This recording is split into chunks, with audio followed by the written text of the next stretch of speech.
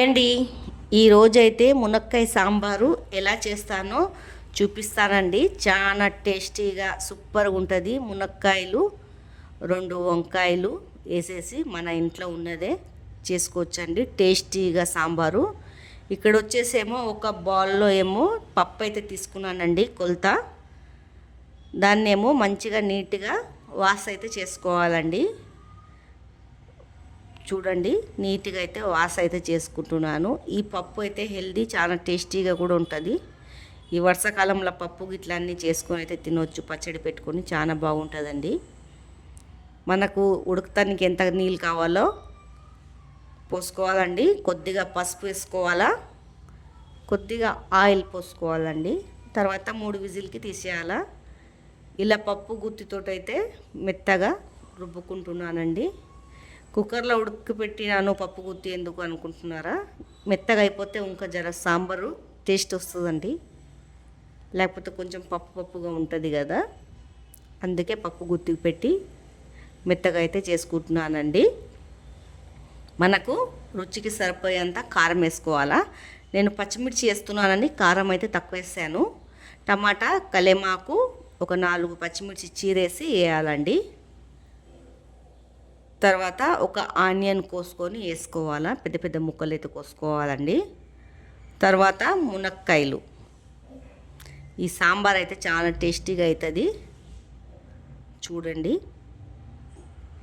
తర్వాత ఇట్లా కలుపుకోవాలండి. మనము పల్సదనం ఎంత తింటామో, మనకు నీళ్ళు ఎంత పడుతుందో, పల్సగా తినేటోళ్ళు పల్సగా, చిక్కగా తినేటోళ్ళు చిక్కగా చేసుకొని నీళ్ళైతే పోసుకోవాలా. చూడండి, నేనైతే నీళ్ళైతే పోసుకుంటున్నానండి. మేము అంత చిక్కగా కూడా కాదు, అంత లిమిట్గా అయితే చేసేసుకుంటున్నాను. తర్వాత రుచికి సరిపోయేంత సాల్ట్ వేసుకోవాలా మనము.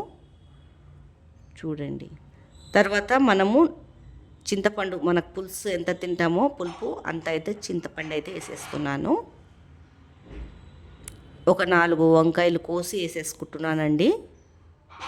ఒక గుప్పడైతే కొత్తిమీర అయితే వేసేసుకుంటున్నాను.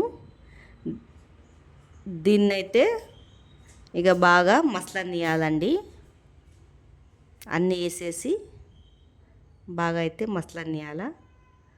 టేస్ట్ అయితే అద్రిపోతుందండి సాంబార్ది. బాగా అయితే మసులుతుందండి. చూడండి, ఇట్లా బాగా మసలు పెట్టుకోవాలా. పులుపుదనం అంతే మనం వేసాం కదండి చింతపండు పులుపు, అది కూడా వెళ్ళిపోతుంది. బాగా మసలు పెడితే మునక్కాయలు అయితే ఉడికిపోతాయి, వంకాయలు కూడా బాగా మెత్తగా ఉడికిపోతుందండి. చూడండి, మునక్కాయలు కూడా ఉడికిపోయింది. ఇలా ఉడికిపోయాక తాలింపుకైతే ప్రిపేర్ అయితే చేసుకున్నానండి.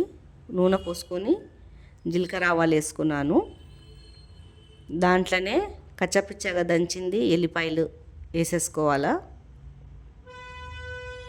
అది మంచిగా రెడ్గా ఫ్రై అవ్వాలండి ముందు. ఎల్లిపాయలు వాసన అయితే స్మెల్ మస్తు వస్తుంది అలా వేసుకుంటే. తర్వాత ఎండిన మిర్చి ఉంటుంది కదా, 4 ఎండిన మిర్చి అయితే వేసేసుకుంటున్నాను. తర్వాత కరివేపాకు అండి, కరివేపాకు వేసుకొని ఈ ఎండిన మిర్చి ఎర్రగా అయిపోవాలండి. అప్పుడు కరివేపాకు వేసుకోవాలా. తర్వాత పప్పులు అయితే తాలింపు అయితే వేసేయాలండి. వేసేసాక పప్పుల తాలింపు జరసేపు పెట్టాల, మసలనియాల. అప్పటికప్పుడే దింపేయొద్దు, టేస్ట్ అనేది రాదు. జర మసలనిస్తే మంచిగా టేస్ట్ అనేది వస్తుంది. చూడండి, చాలా బాగుంటుందండి. పిల్లలైనా పెద్దోళ్ళైనా ఇలా సాంబారు వేడి వేడిగా వర్షాకాలం పూట తినొచ్చు. మన దొడ్డు బియ్యం ఎమ్మడైనా, సన్న బియ్యం ఎమ్మడైనా తినొచ్చు. ఈ వీడియో మీకు నచ్చినట్లయితే లైక్, సబ్స్క్రైబ్ అయితే చేయండి.